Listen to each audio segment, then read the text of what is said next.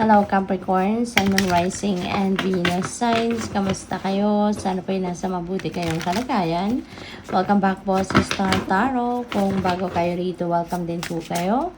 Please subscribe, like, share my videos, and leave me a comment po kung nakaresonate kayo. Thank you. So first message po ninyo, the moon's phases align with your desire to make a wish. Wow, napakaganda. No? So, panahon ito ngayon para ikaw ay mag-wish. Panahon ito ngayon para ipahayag mo yung inyong intentions, no? Sa universe. This is the time, no? That you are going to,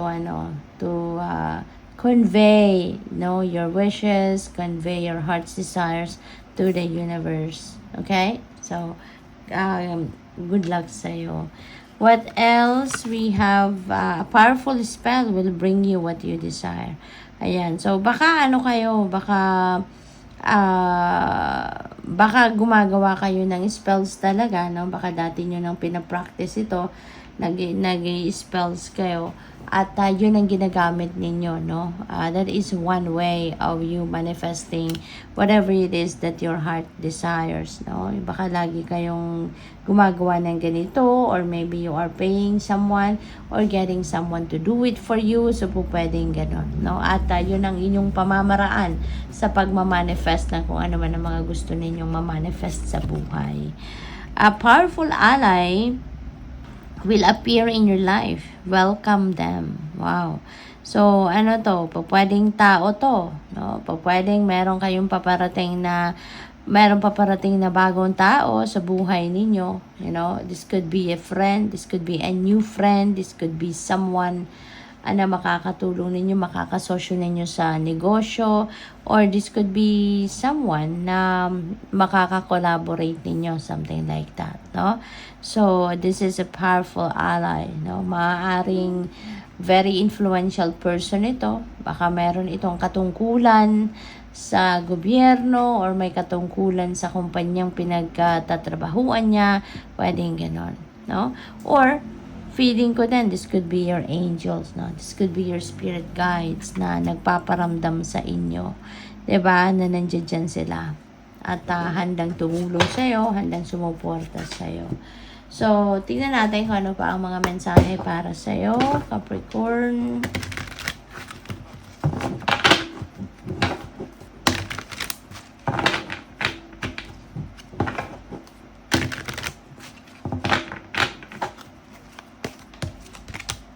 We have agate, get back into balance. Okay? So, siguro may mga imbalances, no? Na nangyayari sa buhay ninyo sa ngayon. Kapag may imbalances, diyan pumapasok. Makikita nyo, no? Na may nangyayaring imbalance sa buhay ninyo because nagmamanifest sa buhay ninyo yung mga problema. Nagmamanifest sa buhay ninyo yung mga challenging situations. May mga nararamdaman kayong discomfort physically, yung mga ganon. Those are just a few, no, of manifestations of imbalance sa buhay. Kaya maaaring may mga ganon kayo sa ngayon. Kaya that is already a message para sa iyo ng universe na it's about time na para ibalik mo na yung balanse sa buhay ninyo. Okay? So, what else? We have apophyllite. Stay positive. Alright? Stay positive. Hindi mo kailangan ang negative energy, ang negative thinking, negative thoughts, feelings and emotions. Hindi natin kailangan sa buhay natin. Kailangan nating mas mag-project tayo ng positivity para nang sa gayon, walang maging sagabal doon sa sa pag-manifest natin ng mga magagandang pangyayari sa buhay natin, 'di ba? Kasi yun nga, kapag kaya kayo may imbalance sa ngayon, kasi isa pa, aside from siguro hindi kayo nakakapagmuni-muni, hindi kayo nakakapagnilay-nilay. Aside from that, pwede na kayo ay ungrounded, no? Kaya hindi kayo makapag-concentrate, hindi kayo makapag-isip ng maayos, 'di ba? Kaya importante na i-maintain ninyo yung positive outlook ninyo, positive mindset ninyo, diba? So that you can expect good things to come your way. You can manifest your dreams, diba? If you are just projecting positivity. Kasi positive attracts positive things, situation, experiences. Pero pag nagne-negative thinking kayo, syempre, negative situations din ang maa-attract ninyo. And we don't want that, diba? Kaya, pagsikapan ninyo, no, na ma-maintain ninyo ang positivity. Okay? So, what else? We have epidote, go deeper. Okay? Go deep within you. Capricorn, go deep within you. Maaaring kailangan ninyo rito na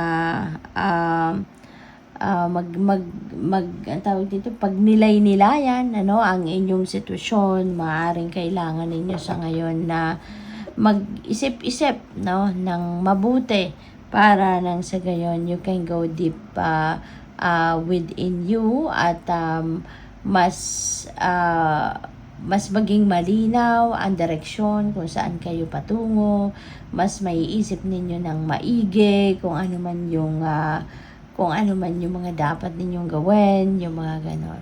Okay? Ano mga magiging focus ninyo sa buhay. Alright? So, tingnan natin kung ano pa ang mga kaganapan. We have 6 of Pentacles. Ayan. So, this is prosperity coming your way. No? Pwede may mga financial blessings na paparating sa inyo sa ngayon. Pwede rin na yung mga paparating na to, no? Na kaperahan na to could be coming from other people. Pwedeng meron ditong magpapahiram, pwedeng merong magbibigay, pwede rin naman na galing ito sa inyong pinagsikapan, pinagtrabahuan, pwede kasi na baka retirement pay ninyo ito, pwede rin naman na pinagtrabahuan ninyo to, baka ito yung sweldo ninyo pero matagal, bago ninyo ito nakuha. So that is possible, that is possible. Kaya there are money coming your way, but hindi lang natin alam kung saan to galing, but there is prosperity coming your way. There are financial blessings coming your way na makakatulong sa inyong sitwasyon sa ngayon. We have 6 of Cups. Ayan. So, this is synchronicity. Meron tayong dalawang 6 magkasunod. So, this is number 66. So, I suggest po, pakitignan po ninyo ang ibig sabihin ng number 66 for more guidance po. Okay? So, sa 6 of Cups, meron tayong rito, homecoming, Capricorn. Baka kayo ay uuwi, sa mga mahal ninyo sa buhay. Baka kayo ay magbabakasyon or pwedeng for good na ang pag-uwi na to. Pwedeng ganon. So, depende yan sa inyong sitwasyon, Depende sa inyong sitwasyon. But definitely, you are coming home, You are coming home to your loved ones. So, what else? We have 8 of Swords. Ayan. So, sa 8 of Swords, this is an illusion, Meron kayong mga akala dito, Pero yung mga bagay na to talagang walang katotohanan. Kasi akala nyo lang, Akala nyo lang akala nyo lang powerless kayo and you can't do anything, whatever it is that you want to do. Akala nyo lang mali kayo, akala nyo lang hindi tama ang ginagawa ninyo or hindi tama yung mga nagawa ninyo or mga nasabi ninyo. Kaya parang sinisisi mo ang sarili mo dito somehow, But you know what? That's just your akala. That's just your illusion. Pero walang katotohanan yon. Ang katotohanan ay you are powerful. Just like other people, powerful ka. Magagawa mo kung ano ang gusto mong gawin. Diba? Baka iniisip mo lang na hindi mo kaya dahil siguro mayroong mga influences ang ibang tao sa iyo na maaaring may mga negatibong komento sa iyo ang mga tao, and baka yun dinidibdib mo, pero ang katotohanan, ikaw lang ang tanging makakapagdesisyon para sa sarili mo at hindi ang ibang tao, no?